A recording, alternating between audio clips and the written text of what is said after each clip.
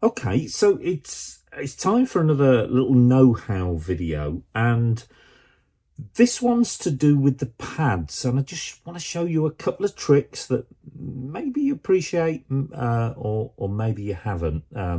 So let's see how we go there. So I want to create something quite ethereal. I don't want drums and everything going on. I almost like it like one of the freestyles that we've got in the machine, but I'm actually going to use the pads to create that effect. Now, what I've set up on the right hand, just quickly, I've used Cello 1 DN2. Now, that's just a keyboard set from the library here. It's called Natural Cello. But what I've actually done, just in the mixer, I've set the master effect to smooth, reverb smooth Hall, and I've sent quite a bit of a reverb to the cello.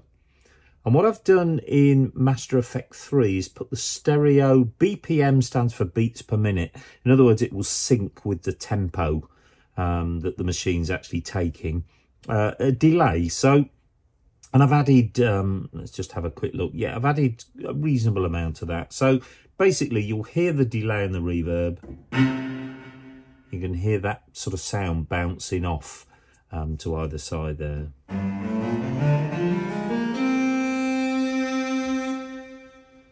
So I wanted that nice sort of mystical cello sound.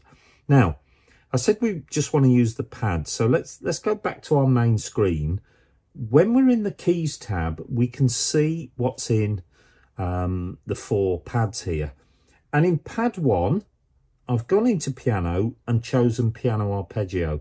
Now, there's nothing wrong with this. It's a beautiful pad. Now, don't start the rhythm, just start the pad, but making sure you've set the tempo correctly there. So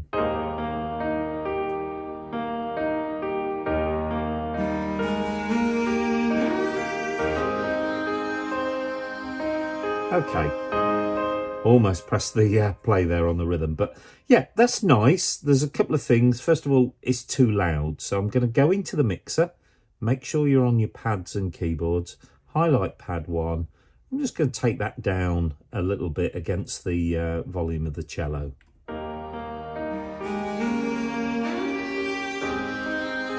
Yeah, that's much nicer.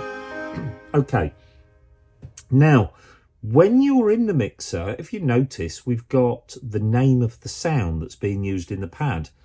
And I think a lot of people think that that is the only sound you can use for that pattern. Well, it's not, because in the same way we can alter the right-hand sounds by pressing the image. Let's just put the expanded mixer on and go to main. So you can see a much bigger picture now. So if I wanted to alter that cello, I would just press that image and select a different sound. If we do exactly the same with the pads, look, we can now go into our bank of individual voices, be it factory, legacy, user, and I can put any sound I want into that pad. So what I'm going to choose is the cinematic grand piano. So now let's have a listen to the pad. Yeah, now that's, in a way, totally changed it straight away. But what I'm going to do now, I'm going to bring the volume back up a touch, because that cinematic grand is not as powerful as the other grand.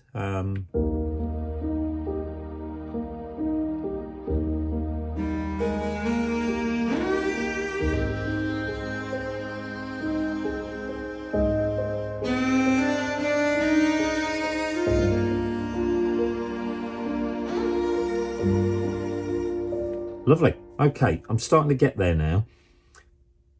But in the same way I've altered the reverb there, let's have a look at the master effects.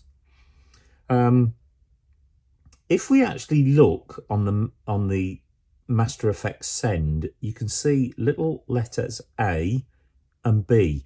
It's telling you which sections are affected by master effects A and which ones are affected by master effects B. Well, I can see that all of the pads are actually affected by Master Effects A. So if we go back to Master Effects, whatever we set in here, and however much of each one of those we allocate to that sound, that's what will affect the pad. So again, I've changed the reverb. I'm going to put a slightly higher value. I've got a 6-second reverb there on that reverb smooth hall. In B, we've also got a delay. So let's make use of that by going to the MFX send. So with the pad running,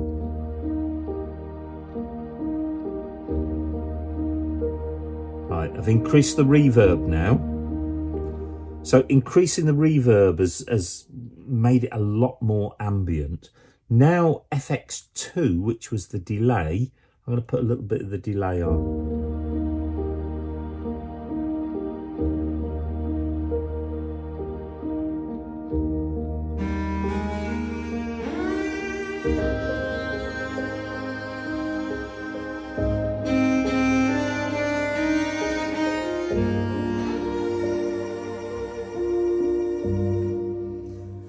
Force a habit to press that button. I'm telling you not to, and I keep going to do it myself, but there you go.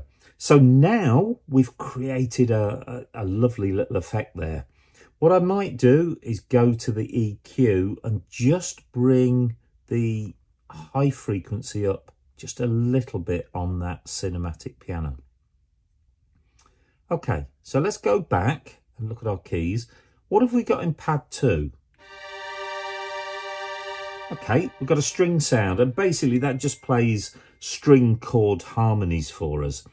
I want to show you another little trick using that string.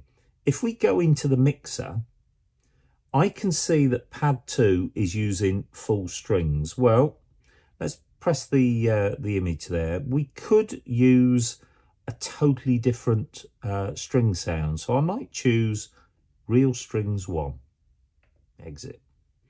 Okay, so that's fine. That's changed the sound.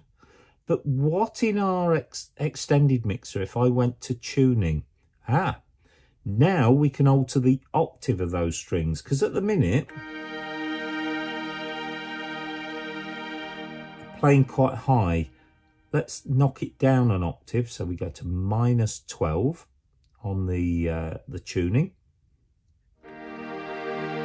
Yeah, we brought it down. This is working well. Now let's take the volume down on pad 2 and play the cinematic piano. Bring the strings in.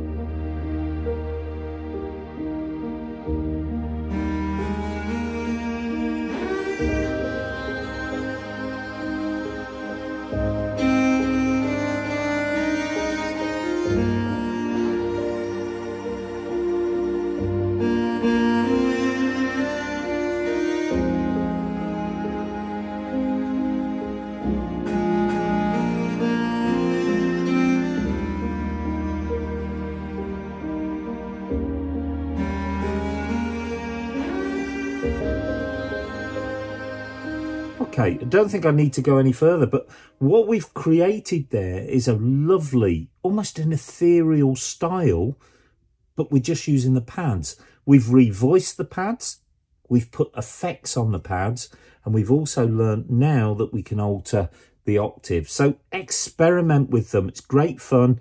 If you wanted to save that now as a songbook entry, that's what I would do. So go back to your main screen, press and hold the book button, and give it a name. You will have that setting of those pads ready in that one songbook entry. Experiment, you'll have a lot of fun with it, and there's an awful lot you can do with it.